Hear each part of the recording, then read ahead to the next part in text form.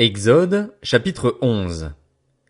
L'Éternel dit à Moïse, « Je vais faire venir encore un fléau sur le Pharaon et sur l'Égypte. Après cela, il vous laissera partir d'ici. Lorsqu'il vous laissera enfin partir, il vous chassera même d'ici. Dis au peuple de demander chacun à son voisin, et chacune à sa voisine, des objets en argent et en or. » L'Éternel gagna la faveur des Égyptiens au peuple. Du reste, Moïse lui-même était un homme très important en Égypte aux yeux des serviteurs du Pharaon et du peuple. Moïse annonça, « Voici ce que dit l'Éternel, vers le milieu de la nuit, je parcourrai l'Égypte et tous les premiers-nés mourront en Égypte, depuis le fils aîné du Pharaon qui siège sur son trône, jusqu'au fils aîné de la servante qui travaille à la meule et jusqu'à tous les premiers-nés des animaux. Il y aura dans toute l'Égypte de si grands cris qu'il n'y en a pas eu et qu'il n'y en aura plus de pareils. En revanche, chez les Israélites, pas même un chien ne grognera, ni contre un homme, ni contre un animal. Vous saurez ainsi quelle différence l'Éternel fait entre l'Égypte et Israël. Alors tous tes serviteurs ici présents descendront vers moi et se prosterneront devant moi en disant, « Sors, toi et tout le peuple qui marche à ta suite. » Après cela, je sortirai. Moïse sortit de chez le Pharaon dans une ardente colère. L'Éternel avait dit à Moïse, « Le Pharaon ne vous écoutera pas afin que mes miracles soient nombreux en Égypte. » Moïse et Aaron firent tous ces miracles devant le Pharaon, et l'Éternel endurcit le cœur du Pharaon, et celui-ci ne laissa pas les Israélites partir de son pays. Exode, chapitre 12. L'Éternel dit à Moïse et à Aaron en Égypte, « Ce mois-ci sera pour vous le premier des mois, vous le considérerez comme le premier des mois de l'année. Transmettez ces instructions à toute l'assemblée d'Israël. Le 10e jour de ce mois, on prendra un agneau pour chaque famille, un agneau pour chaque maison. Si la maison est trop peu nombreuse pour un agneau, on le partagera avec le plus proche voisin, en fonction du nombre de personnes. Vous estimerez le nombre de personnes pour l'agneau d'après la part que chacun peut manger. Ce sera un agneau sans défaut, mâle, âgé d'1 an. Vous pourrez prendre un agneau ou un chevreau. Vous le garderez jusqu'au 14e jour de ce mois, où toute l'assemblée d'Israël le sacrifiera au coucher du soleil. On prendra de son sang et on en mettra sur les 2 poteaux et sur le linteau de la porte des maisons où on le mangera. Cette même nuit, on mangera sa viande rôtie au feu. On la mangera avec des pains sans levain et des herbes amères. Vous ne le mangerez pas à moitié cuit et bouilli dans l'eau, au contraire, il sera rôti au feu avec la tête, les pattes et l'intérieur. Vous n'en laisserez rien pour le matin. Si toutefois il en reste quelque chose le matin, vous le brûlerez au feu. Quand vous le mangerez, vous aurez une ceinture à la taille, vos sandales aux pieds et votre bâton à la main. Vous le mangerez rapidement. C'est la Pâque de l'Éternel. Cette nuit-là, je parcourrai l'Égypte et je tuerai tous les premiers-nés du pays, hommes ou animaux. Je mettrai ainsi à exécution mes jugements contre tous les dieux de l'Égypte. Je suis l'Éternel. Pour vous, en revanche, le sang servira de signe sur les maisons où vous vous trouverez. Je verrai le sang et je passerai par-dessus vous. Il n'y aura pas de fléau qui vous détruise quand je frapperai l'Égypte. Vous rappellerez le souvenir de ce jour en le célébrant par une fête en l'honneur de l'Éternel. Cette célébration sera une prescription perpétuelle pour vous au fil des générations. Pendant 7 jours, vous mangerez des pains sans levain. Dès le premier jour, il n'y aura plus de levain dans vos maisons. En effet, toute personne qui mangera du pain levé, du 1er au 7e jour sera exclue d'Israël. Le 1er jour, vous aurez une sainte assemblée, et le 7e jour aussi. On ne fera aucun travail ces jours-là, vous pourrez seulement préparer la nourriture de chaque personne. Vous célébrerez la fête des pains sans levain, car c'est précisément ce jour-là que j'aurai fait sortir vos armées d'Égypte. Le respect de ce jour sera une prescription perpétuelle pour vous au fil des générations. Le 14e jour du 1er mois, le soir, vous mangerez des pains sans levain jusqu'au soir du 21e jour. Pendant 7 jours, on ne trouvera pas de levain dans vos maisons. En effet, toute personne qui mangera du pain levé sera exclue de l'assemblée d'Israël, qu'il s'agisse d'un étranger ou d'un Israélite. Vous ne mangerez pas de pain levé, dans tous vos foyers, vous mangerez des pains sans levain.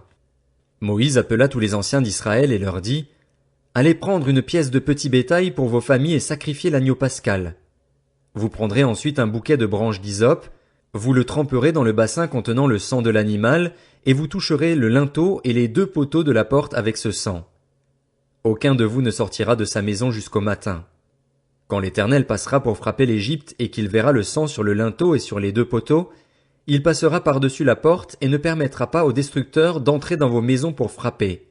Vous respecterez cela comme une prescription valable pour vous et pour vos enfants à perpétuité.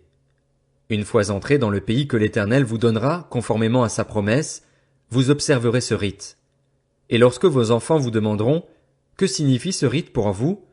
vous répondrez « C'est le sacrifice de la Pâque en l'honneur de l'Éternel, qui est passé par-dessus les maisons des Israélites en Égypte, lorsqu'il a frappé l'Égypte et sauvé nos familles. » Le peuple s'inclina et adora. Les Israélites s'en allèrent et se conformèrent à ce que l'Éternel avait ordonné à Moïse et à Aaron, c'est ainsi qu'ils agirent. Au milieu de la nuit, l'Éternel tua tous les premiers-nés en Égypte, depuis le fils aîné du Pharaon qui siégeait sur son trône, jusqu'au fils aîné du détenu dans sa prison, et jusqu'à tous les premiers-nés des animaux. Le Pharaon se leva en pleine nuit, ainsi que tous ses serviteurs et tous les Égyptiens. Il y eut de grands cris en Égypte, car il n'y avait pas une seule maison où il n'y avait pas un mort. La nuit même, le Pharaon appela Moïse et Aaron et leur dit « Levez-vous, sortez du milieu de mon peuple, vous et les Israélites. Allez servir l'Éternel comme vous l'avez dit. Prenez votre petit et votre gros bétail comme vous l'avez dit. Allez-y et bénissez-moi. » Les Égyptiens poussaient le peuple, ils étaient pressés de le renvoyer de leur pays car ils se disaient « Nous allons tous mourir. » Le peuple emporta donc sa pâte avant qu'elle soit levée, ils enveloppèrent les pétrins dans leurs vêtements et les portèrent sur leurs épaules. Les Israélites se conformèrent aux indications de Moïse et demandèrent aux Égyptiens des objets en argent et en or ainsi que des vêtements. L'Éternel gagna au peuple la faveur des Égyptiens, qui répondirent positivement à leurs demandes. Ils dépouillèrent ainsi les Égyptiens. Le nombre des Israélites qui partirent de Ramsès pour Sukkot était d'environ 600 000 fantassins, sans compter les enfants. Une grande foule de gens de toutes sortes montèrent avec eux. Ils avaient aussi des troupeaux considérables de petits et de gros bétail. Ils firent des gâteaux cuits sans levain avec la pâte qu'ils avaient emportée d'Égypte et qui n'était pas levée. En effet, ils avaient été chassés d'Égypte sans pouvoir s'attarder et sans même emporter de provisions. Le séjour des Israélites en Égypte dura 430 ans. Au bout de 430 ans, ce jour-là précisément, toutes les armées de l'Éternel sortirent d'Égypte. Ce fut une nuit de veille pour l'Éternel lorsqu'il les fit sortir d'Égypte. Elle sera une nuit de veille en l'honneur de l'Éternel pour tous les Israélites au fil des générations. L'Éternel dit à Moïse et à Aaron, « Voici une prescription au sujet de la Pâque. Aucun étranger n'en mangera. Tu circonciras tout esclave acquis à prix d'argent, et alors il pourra en manger. L'immigré et le salarié étranger n'en mangeront pas. On ne la mangera que dans la maison. Vous n'emporterez pas la viande à l'extérieur de la maison, et vous ne briserez aucun de ses os. » Toute l'assemblée d'Israël célébrera la Pâque. Si un étranger en séjour chez toi veut célébrer la Pâque de l'Éternel, tout homme de sa maison devra être circoncis. Alors il pourra s'approcher pour la célébrer et il sera comme l'Israélite. Mais aucun incirconcis n'en mangera. Il y aura une seule loi pour l'Israélite et pour l'étranger en séjour parmi vous. Tous les Israélites se conformèrent à ce que l'Éternel avait ordonné à Moïse et à Aaron, c'est ainsi qu'ils agirent. Et ce jour-là précisément, l'Éternel fit sortir les Israélites d'Égypte en corps d'armée. Exode, chapitre 13. L'Éternel dit à Moïse, « Consacre-moi tout aîné, tout premier-né parmi les Israélites, tant des hommes que des animaux, il m'appartient. » Moïse dit au peuple, « Souvenez-vous de ce jour où vous êtes sortis d'Égypte, de la maison d'esclavage.